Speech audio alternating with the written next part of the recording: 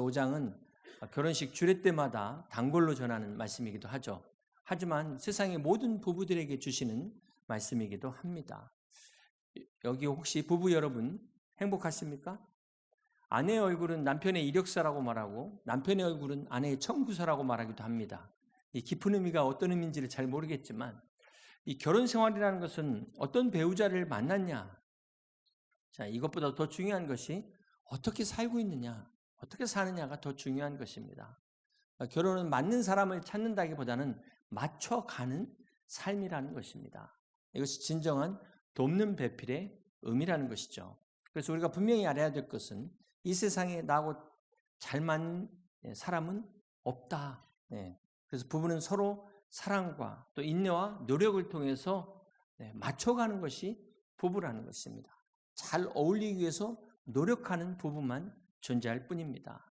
그래서 이 부부가 결혼을 지속하기 위해서는 사랑이 필요한데 이게 사랑만으로는 안 된다는 것이죠. 그래서 서약을 하는 것입니다. 자, 그럼에도 불구하고 문제는 이 부부가 이 서약을 지킬 능력이 없다는 것이에요. 결혼식을 하는 결혼 예배를 드린 신랑 신부가 이 서약을 지킬 능력이 없다는 사실입니다. 아담과 하와가 언제 부부싸움을 했을까요? 아마 최초의 부부싸움은 선악과를 따먹은 그날이었습니다. 너 때문에 그랬다, 너 때문에 그랬다. 처음에 아담이 하와를 보고 한 말이 창세기 2장 23절에 보면 이는 내 뼈 중에 뼈요 살 중에 살이다. 아주 그냥 정말 진한 고백을 합니다. 이렇게 아담의 눈에 하와는 자기 자신으로 보였어요. 그런데 선악과를 따먹고 범죄한 아담이 어떻게 바뀝니까? 창세기 3장 12절에 보니까 아담이 하와에게 뭐라고 이야기합니까? 아담이 이르되 하나님이 주셔서 나와 함께 있게 하신 여자 그가 그 나무 열매를 내게 주므로 내가 먹었나이다. 언제는 내 뼈 중에 뼈요 살 중에 살이라더니 죄 짓고 나서는 하나님이 주셔서 나와 함께 있게 한 저 여자, 이렇게 이제 표현을 하고 있는 것입니다. 얼마나 싸해요. 언제 그러지 않는데 벌써 이렇게 거리감이 느껴지지 않습니까? 최초의 사람 아담과 하와는 서로 벌거벗었으나 부끄러워하지 않았다라고 성경이 기록하고 있습니다. 자, 그런데 그들이 죄를 깨닫고 나서 그들이 부끄러워 가린 것이 무엇이었습니까? 결코 죄가 아니었어요. 그들이 죄는 손으로 짓고 입으로 졌지만 그들이 그렇다고 손을 가리고 입을 가린 게 아니었다는 것입니다. 그들이 가린 것은 바로 남성과 여성의 차이를 가렸다는 것입니다. 이것이 우리에게 주는 교훈이 뭘까요? 죄는 서로의 차이를 집중하게 한다. 비교하게 한다는 것입니다. 부부 사이에 문제가 생기는 것이 어디서부터 시작되냐? 성경은 죄 때문에 시작되고 있다. 분명히 말씀하고 있어요. 그래서 우리가 분명히 알아야만 부부 관계를 깨뜨리는 사단의 전략을 알아야만 우리가 부부의 관계와 가정을 지킬 수 있는 것입니다. 오늘 에베소서 5장 30절 말씀을 봅니다. 우리는 그의 몸의 지체입니다. 그러므로 사람이 부모를 떠나 그의 아내와 합하여 그 둘이 한 육체가 될지니 이 비밀이 크도다. 성경은 부부 관계가 비밀이라고 말씀하고 있습니다. 근데 이 비밀이 크대요. 영어 성경에 보면은 이 비밀을 미스테리라고 기록하고 있습니다. 여러분, 미스테리와 시크릿의 차이가 뭘까요? 비밀이라는 게 이제 감춰져 있잖아요. 누군가 알려줘야 되는데 그렇지 않으면 알 수가 없는데요. 이 시크릿이라는 것은 이제 알려주지 않는 상태의 비밀이라면 이 미스테리는 일종의 수수께끼 같은 거예요. 보여줬는데 알지 못하는 것. 보고도 깨닫지 못하는 것. 이것을 미스테리라고 말합니다. 그러니까 성경에 보면 예수님께서 주로 말씀하실 때 비유로 말씀하시잖아요. 그러면서 잘 깨닫지 못하게 하는 이런 경우가 바로 미스테리라는 것입니다. 보여줘도 깨닫지 못하는 이 비밀. 그러나 오늘 성령 안에서 오늘 이 말씀의 비밀을 다 깨달을 수 있는 여러분 다 되시기를 주님의 이름으로 축복합니다. 그렇다면 이 부부 사이의 비밀이 무엇일까요? 우리 31절을 다시 한번 봅니다. 그러므로 사람이 부모를 떠나. 첫 번째 부부의 비밀은 바로 부모를 떠나는 비밀입니다. 자, 이것은 다시 말한다면 부부 중심의 건강한 가정, 이것을 말하는 것이죠. 요즘 그 결혼한 가정들을 보면은 의외로 독립이 안 된 가정들이 많습니다. 자, 이 말은 오늘 말씀에서 보면 결혼을 했음에도 독립되지 못했다. 무슨 말입니까? 부부 중심이 아니라는 거예요. 자, 이런 가정에는 여전히 결혼이 비밀이라는 것입니다. 그래서 이 첫 번째 비밀은 어떻게 해야 됩니까? 부모에 있어서는 자녀를 보내야 되고, 자녀는 부모를 떠나야만 되는 비밀이라는 것입니다. 이걸 알면서도 지키질 않아요. 그러니까 여전히 미스테리가 된다는 것입니다. 두 번째 결혼의 비밀이 무엇일까요? 에베소서 5장 22절입니다. 아내들이여 자기 남편에게 복종하기를 주께 하듯 하라. 두 번째 비밀은 아내의 복종의 비밀입니다. 이거 페미니스트들이 반발할 수도 있겠는데요. 결코 아내가 부족하거나 열등해서 복종하라는 것이 아니죠. 부부는 동등합니다. 그래서 하나님께서 아담의 갈빗뼈를 취하여 만드셨습니다. 자, 그러나 부부도 공동체이기 때문에 질서가 필요한 것입니다. 여러분, 사단의 뜻이 반역하다는 뜻이에요. 하나님에게 도전하다. 하나님의 권위에 도전한 자가 사단이라는 것입니다. 마귀의 디아볼로스. 이게 무너뜨린다는 뜻이에요. 질서를 무너뜨린 자가 마귀라는 것입니다. 하나님은 권위를 만드시고 질서를 만드신 분입니다. 그러나 사단은 이 권위에 도전하고 이 질서를 무너뜨리는 자라는 것을 우리는 잊지 말아야 될 것입니다. 그렇다면 최초의 이 권위, 최초의 질서가 어디에서 세워졌을까요? 그것이 바로 가정입니다. 가정에서 부모의 권위를 인정하는 것이 바로 사람이 태어나서 처음으로 권위를 배우는 것입니다. 그래서 가정 안에 부모의 권위를 배우는 것을 통해서 건강한 사회 구성원으로 자라게 되는 거예요. 그런데 만약에 가정 안에서 이런 걸 배우지 못하면 어떻게 될까요? 사회에서 적응하기가 어렵게 되는 것입니다. 혹 자녀들 중에 부모의 권위를 인정하지 못하는 자녀들이 있다면 그것은 부모가 잘 가르치지 못한 책임입니다. 더 나아가 아내의 책임입니다. 왜냐하면 오늘 말씀에 하면 아내가 남편에게 순종하는 본을 보여주는 걸 통해서 자녀들이 배워야 되는 것이거든요. 근데 아내가 순종하지 못했기 때문에 자녀들이 배우지를 못했다는 것입니다. 이게 말로 배우는 게 아니에요. 에베소서 5장 21절을 보십시오. 그리스도를 경외함으로 피차 복종하라. 이 남편들이 아내들아 복종하라 이 말씀만 생각하는데 21절 말씀 피차 복종하라는 말씀 잘 보시길 바랍니다. 자기에게 편한 말씀만 갖다가 우기시면 안 되는 거예요. 세 번째 비밀은 어떤 비밀입니까? 25절에 보면 남편들아 아내 사랑하기를 그리스도께서 교회를 사랑하시고 그 교회를 위하여 자신을 주심같이 하라. 세 번째 비밀은 남편의 아내 사랑이 비밀이라는 것입니다. 자, 이것이 바로 어떤 사랑일까요? 그리스도께서 교회를 사랑하심과 같은 사랑이라는 것입니다. 바로 십자가에서 죽으시기까지 사랑하신 그런 희생적인 사랑을 말하는 것입니다. 주님께서 이 부부의 관계를 그리스도와 교회 관계를 모델로 말씀하고 있어요. 이것은 남편의 책임이 아내를 위해 모든 것을 다 희생하라는 거예요. 그러니까 남편들 월급 갖다 준다고 다 끝났다고 말할 수 없다는 것입니다. 아내에게 모든 것을 다 바쳤는가? 그렇지 않으면 남편의 자격이 없다는 것입니다. 양심의 손을 얹고 한번 생각해 보세요. 남편의 책임을 따지기 전에, 아내에게 복종을 요구하기 전에 나는 아내를 위하여 몸과 마음과 뜻을 다 바쳤는가? 얼마나 희생했는가? 남편들은 돌아보시길 바랍니다. 그리고 아내들은 어머니하고 나하고 물에 빠지면 누구 먼저 구할 거야? 이런 질문을 하지 마시고 남편에게 순종하시길 바랍니다. 이렇게 아내를 위해 모든 걸 바친 남편에게 아니 순종하니 그 무엇인들 못하겠습니까?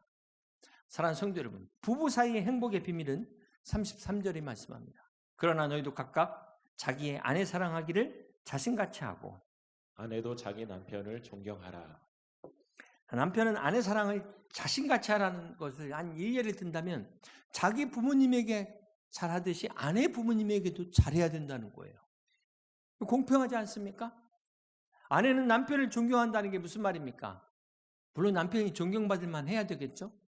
그런데 한번 생각해 보세요. 남편이 가정에서도 아내에게 인정 못 받는데 어디 가서 인정받겠어요? 이혼하는 가정의 공통점이 넘지 말아야 될 선을 넘는 거죠. 그 선이 어떤 선입니까?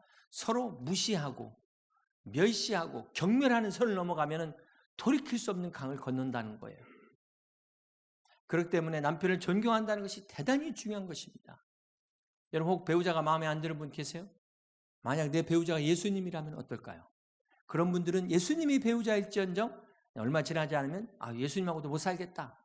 네, 그렇게 될 수밖에 없어요. 네. 결국 내가 죽지 않으면 안 되는 거거든요.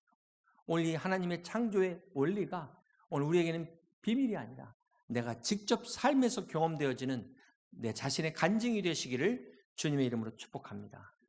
사실 누구나 부모가 될 수 있지만 그렇다고 부모로 태어나는 건 아닙니다.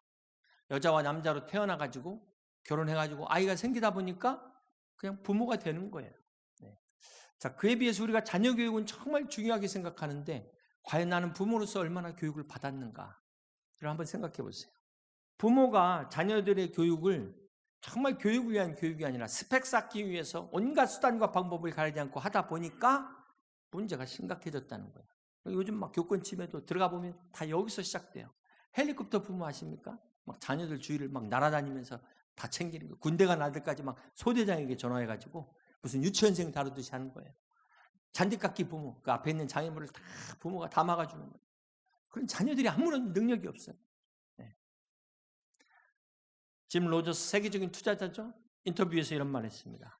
한국 청년들이 사랑하는 일을 찾지 않고 안정적인 공무원이나 대기업의 취업에만 혈안이 된다면 한국은 5년 안에 그간 쌓아온 모든 경쟁력을 다 잃고 몰락의 길을 걷게 될 것이다. 이런 말을 했습니다. 네, 실제로 이 짐 로저스는 한국의 문제로 이 기성세대들 어른들을 꼽았어요.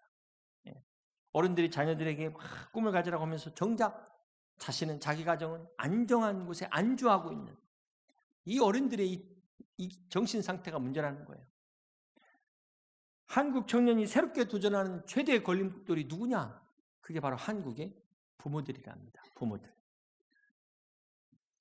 여러분 자녀 교육에 있어서 유태인 교육을 최고로 꼽지 않습니까? 네. 근데 이 유태인의 교육은 조기 교육이 아니라 적기 교육입니다. 적기 교육. 조기 교육이라는 것은 먼저 출발한 아이가 먼저 도착할 것이다. 이래가지고 무조건 빨리 조기 교육하지만 얼마나 많은 부작용이 있습니까? 근데 이 적기 교육이라는 것은 출발해야 될 때를 놓치지 않는 거예요. 조기 교육과는 다른 겁니다. 그래서 유대인 부모들은 아이들마다 그 차이를 인정하면서 그 배움의 시기를 그 수준에 맞추는 교육, 적기 교육이라는 것입니다. 이 조기 교육으로 막 너무나 많이 선행학습을 하다 보니까 어떤 부작용이 생겨요? 아이가 공부는 너무 어려워, 하기 싫어. 그래가지고 차라리 안 하면 못한 결과가 생긴다는 겁니다. 그래서 조기 교육보다 더 중요한 게 적기 교육이에요. 때에 맞는 교육이다. 신앙교육도 마찬가지입니다. 우리 자녀들의 신앙교육에 때가 있다는 거예요. 그 때를 놓치면 어떻게 돼요? 평생 후회하게 됩니다. 많은 크리스찬 부모들이 주일까지 학원을 보내요. 그나마 예배 드리고 가라 이런 부모는 정말 다행입니다. 그런데 예배도 못 드리게 하면서 학원을 보낸다는 거예요. 여기서부터 이미 자녀를 포기한 거죠. 세상 쫓아가라. 그러면서 자녀를 위해 기도하는 거예요. 이게 도대체 어떤 기도입니까? 그 기도가 응답된다면 자녀들이 어떻게 될까요? 결국 하나님을 떠나게 되는 것입니다. 그래서 에베소 6장 4절에 또 아비들아 너희 자녀를 노엽게 하지 말고 오직 주의 교훈과 훈계로 양육하라고 말씀하고 있는 것입니다. 그렇습니다. 사랑하는 성도 여러분, 자식은 부모의 소유가 아닙니다. 하나님의 선물입니다. 자식은 결코 짐이나 애물단지가 아니라 은혜의 선물이라는 것을 잊지 마시기를 바랍니다.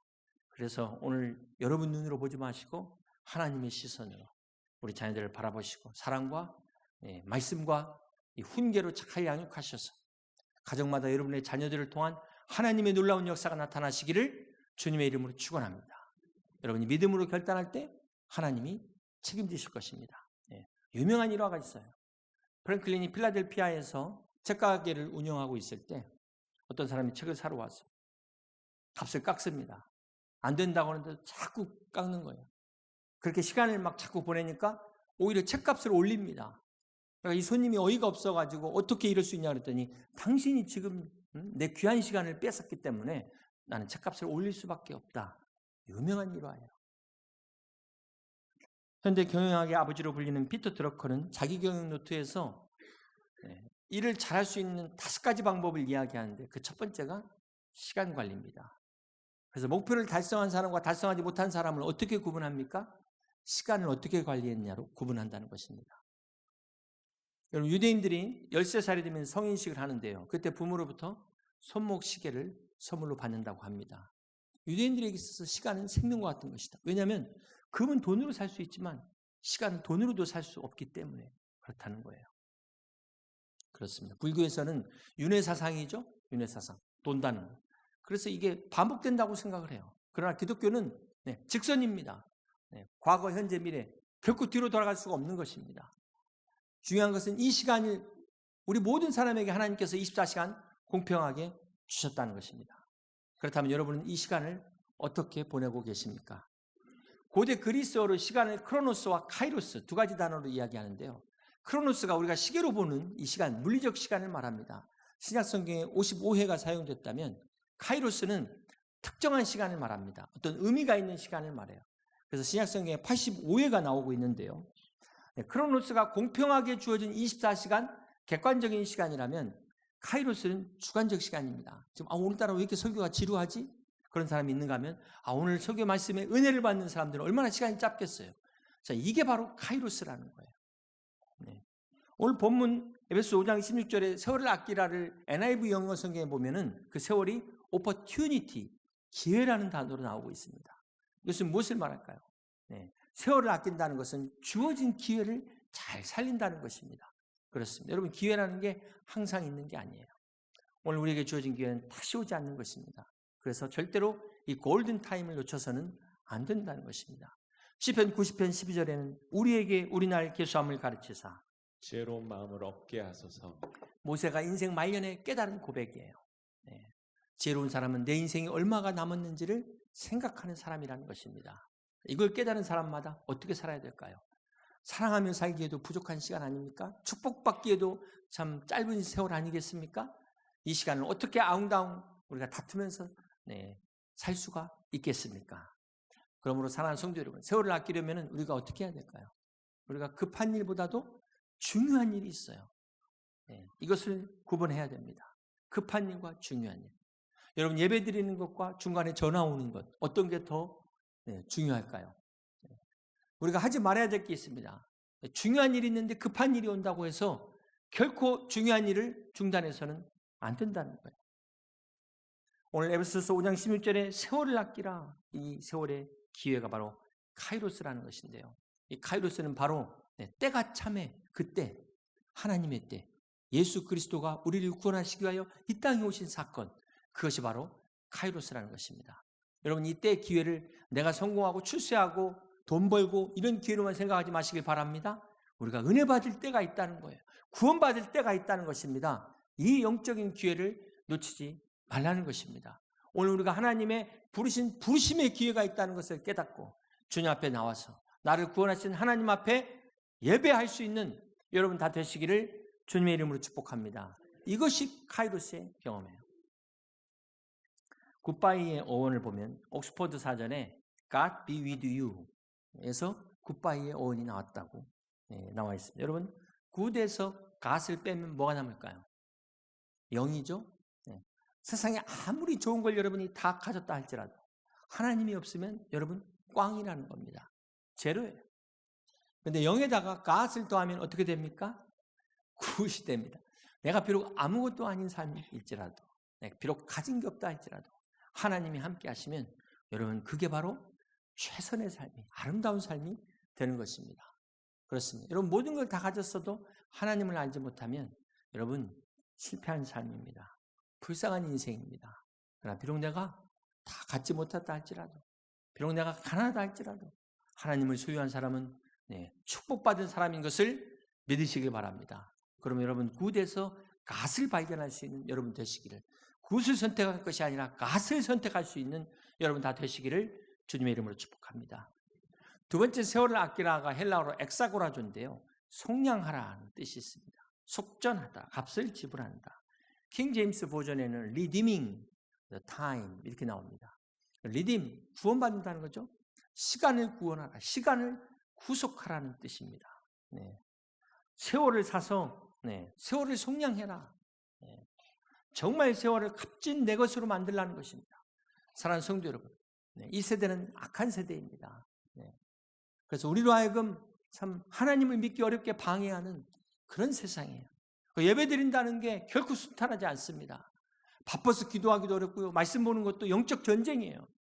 혼자 신앙생활하는 거 결코 넉넉지 않습니다. 전도할 엄두조차 내는 거 쉽지 않은 그런 우리가 이 세상에 이 세월을 살고 있는 것입니다. 오늘도 이렇게 벌써 10월이 다 됐잖아요. 그래서 에베소서 5장 17절 말씀합니다. 그러므로 어리석은 자가 되지 말고 어떻게 해요? 오직 주의 뜻이 무엇인가 이해하라. 그렇습니다. 나를 향한, 우리 가정을 향한 하나님의 뜻이 무엇인가 이해하는 게 이게 중요해요. 이거 알지 못하고 하는 아무리 열심히 수고해봐야 그거 다 어떻게 되는 겁니까? 헛수고하는 거예요. 낭비한 것입니다. 오늘 본문을 통해서 세월을 아끼라, 기회를 잡으라, 이것이 바로 카이로스를 잡으라는 건데요. 결론적으로 주님의 뜻을 붙잡으라는 거예요. 주님의 뜻을 이해하라는 것입니다. 그렇다면 오늘 우리를 향한, 우리 가정을 향한 주님의 뜻이 무엇일까요?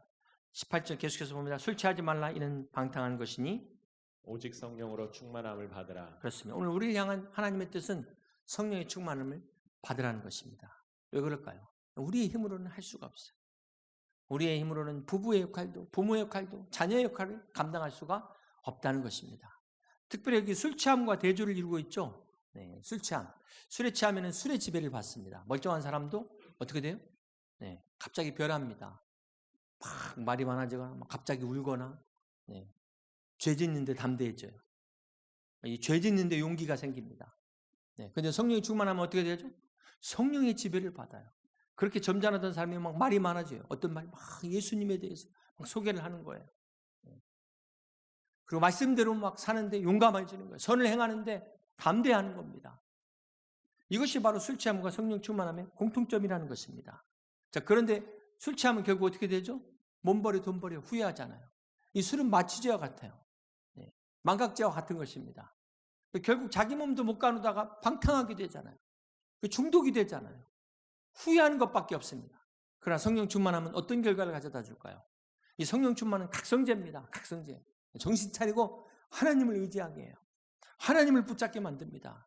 그래서 내 힘으로 할 수 없는 성령의 열매를 맺게 만드는 것입니다. 그래서 사랑과 희락과 화평과 오래 참음, 절제, 온유와 자비와 양성과 충성, 이 열매를 맺게 하는 거예요. 이것이 성령 충만함의 결과라는 것입니다. 그런데 오늘 에베소 5장 19절에 보면 또 성령 충만의 결과를 이야기하고 있어요. 시와 찬송과 신령한 노래들로 서로 화답하며 너희 마음으로 주께 노래하며 찬송하며 범사에 우리 주 예수 그리스도의 이름으로 항상 아버지 하나님께 감사하며 그리스도를 경외함으로 피차 복종하라. 오늘 에베소 5장이 성령 충만함의 결과가 무엇입니까? 시와 찬미와 신령한 노래로 하나님을 찬양하게 된다는 거예요. 찬송, 노래가 나오는 거예요. 성령 충만한 사람, 노래가 나오는 거예요. 기쁨이 표현이 되는 것입니다. 성령 충만한 사람들은 예수 그리스도의 이름으로 항상 감사가 넘치는 거예요. 감사할 때 감사할 일이 있어서 감사하는 건 누가 못합니까? 근데 성령 충만한 사람은 항상 감사하지 못할 상황에서도 감사가 되는 것입니다.